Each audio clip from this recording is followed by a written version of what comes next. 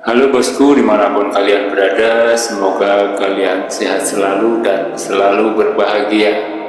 Kali ini gue mau cerita tentang kisah horor yang dialami oleh seorang anak, sebut saja namanya Ani. Jauh di pelosok desa, berdiri sebuah rumah tua yang besar namun terpencil. Rumah nenek, dikelilingi oleh rimbunan bambu yang berdesir tertib angin malam. Rumah itu menjadi saksi dari berbagai cerita yang tak semua orang ingin tahu. Malam itu, bulan menggantung pucat di langit. Saat Ani masih kecil, tinggal bersama nenek. Rumah mereka sunyi, hanya suara burung malam dan gesekan batang bambu yang menyanyikan lagu menyeramkan.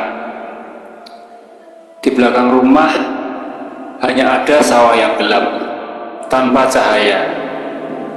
Yang paling membuat merinding adalah kamar mandi yang terpisah dari rumah utama, berada di dekat rumpun bambu. Tidak ada lampu, hanya senter atau lampu teplok sebagai teman penerang. Liburan sekolah tiba, dan 3 sepupu perempuan Ani datang menginap. Mereka datang dengan sepeda. Wajah mereka ceria, tidak tahu bahwa malam itu mereka akan berhadapan dengan sesuatu yang tidak seharusnya mereka lihat. Malam menjelang, setelah maghrib, rumah nenek ramai.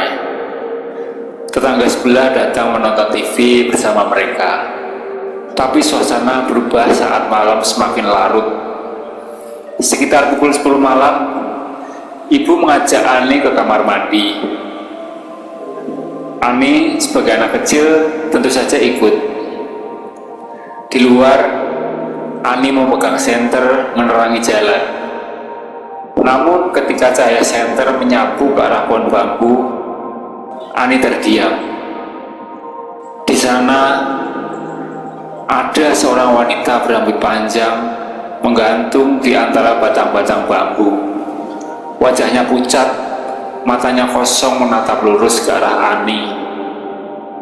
Sosoknya menyerupai Susana dalam film horor yang pernah Ani lihat. Ani tidak bisa berteriak. Seluruh tubuh Ani membeku. Hingga akhirnya Ani pun menjerit menangis sejadi-jadinya. Ibu buru-buru keluar dari kamar mandi dan mengguncang tubuh Ani. Mereka berlari masuk ke rumah. Tapi ternyata bukan hanya Ani yang mengalami teror malam itu. Sepupu Ani yang nomor 2 tiba-tiba berdiri dan bersikeras ingin pulang. Tengah malam buta, dia sudah menenteng sepedanya, siap melaju ke kegelapan. Nenek dan ayah berusaha menahannya, tapi dia mulai berteriak histeris. Matanya liar, tubuhnya bergetar hebat. Teras rumah berubah menjadi kekacauan. Ani hanya bisa bersembunyi di belakang ibu, gemetar. Tetangga datang bertanya apa yang terjadi. Tapi tidak ada yang tahu. Hanya ada jeritan dan kepanikan. Ayah mencoba mengazankan sepupu Ani. Tidak mempan. Sepupu Ani semakin ganas, hampir meronta melepaskan diri.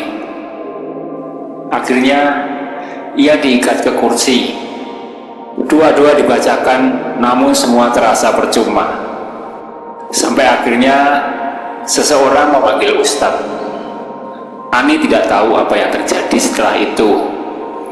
Mata Ani berat, dan akhirnya tertidur di pangkuan ibu. Pagi harinya, rumah terasa lebih sunyi dari biasanya. Sepupu Ani sudah tidak ada. Kata ibu, mereka dijemput orang tuanya dini hari. Tapi yang paling menyeramkan, sejak malam itu, rumah nenek ditaburi garam dan diberi sesajen di sekitar rumpun bambu. Apa yang terjadi pada sepupu Ani? Apakah ada kaitannya dengan wanita yang Ani lihat di pohon bambu? Ani tidak pernah tahu jawabannya. Namun yang pasti, rumah Rumah nenek kini sudah tidak ada, tapi suara gesekan bambu kadang masih terngiang di telinga Ani, seakan ada yang masih menunggu di sana. Oke, sekian dulu cerita dari gue. Sekian dan terima kasih.